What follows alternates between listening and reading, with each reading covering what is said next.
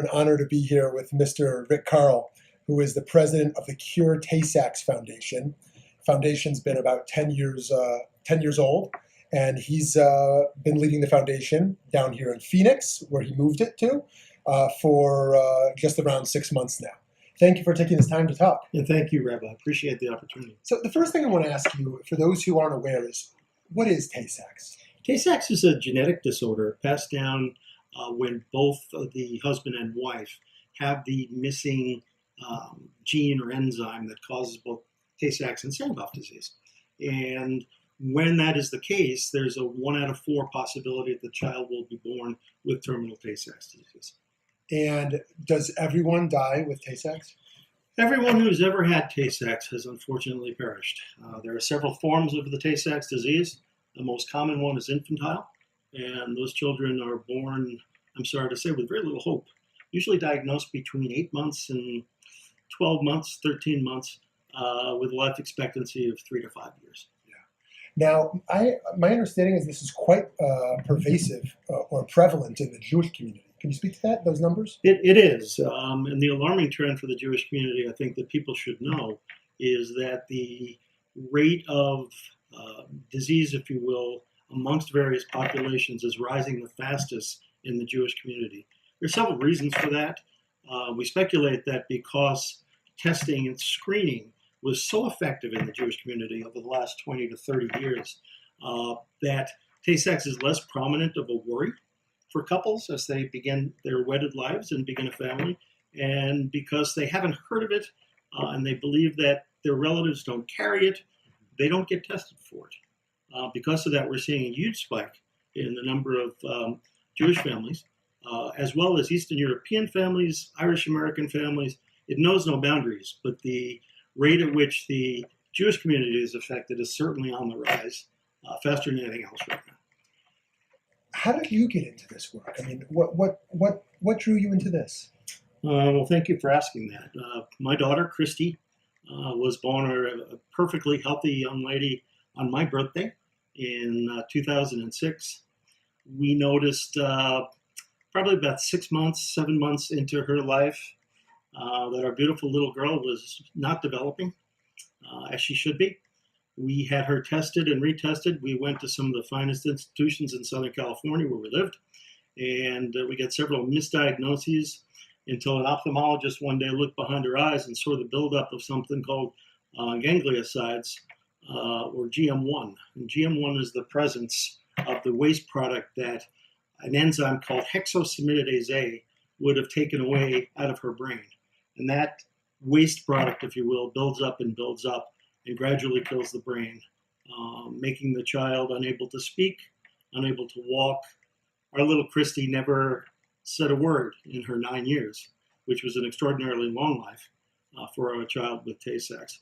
But I became very involved after a friend of mine who had run the foundation for 10 years turned over the reins and then said, "Rick, run with it, would you please?" Right.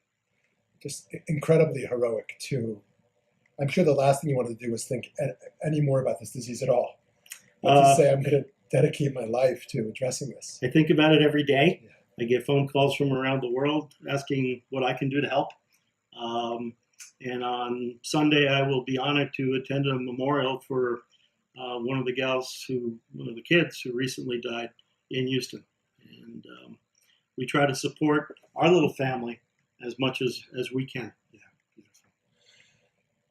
So my understanding is that the Cure Tay-Sachs Foundation is the largest private foundation addressing Tay-Sachs. Is that right? We are, by a long shot, actually. The National Institute of Health has had a good deal of funding in the past, but as we get closer and closer to finding a cure, which really starts with clinical trials on humans, on kids, the costs grow exponentially. And the NIH funding, I'm sorry to say, has not kept pace with that need. It's actually down year over year. Okay. Now, my most important question is, what does the Cure Tay-Sachs Foundation actually do? Great question. We do a lot of things, but primarily we raise funds and we identify the leading researchers in the world, along with organizations in Europe and an organization in Boston that we do some work with. We find the leading researchers, we fund their advanced labs, We track what they're doing. We make sure when we can that researchers aren't doing the same thing in two different places, which is what happens in medical research all the time. And we fund those things that are both very promising and along a path towards success. And some of those startups, if you will, some of those brilliant ideas that perhaps have not been considered before, we provide seed money to make sure they get going. Wonderful. So there's a lot of talk today about healthcare and legislation. If Trump care were to pass, would that be a good thing or bad thing for those who are looking to help?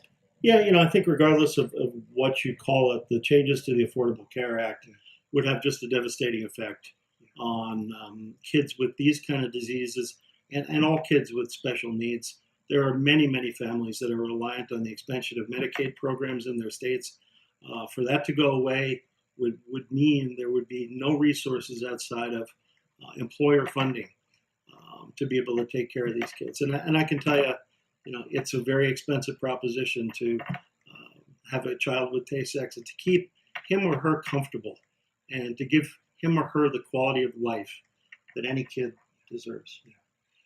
My last question for you: those who are moved to support, how can people help in any way?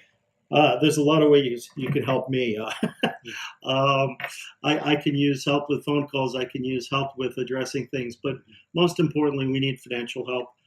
You can find our Facebook page at the Cure Tay-Sachs Foundation /CTSF. Our website is www.curetay-sachs.org. We've got a great website, I think, that has 107,000 hits on it since we redesigned it a number of years ago. And we really need your financial support. We need your help to eradicate this disease, and we're getting so close. We could be to clinical trials within 18 months in 2 separate nations using 2 separate methods. We've never been this close before. And that's why I need your help. Thank you. Mr. Rick Karl, God bless you. Continue your wonderful work. Thank you. Please, let's do all we can to support you. Thank you so much. Thank you.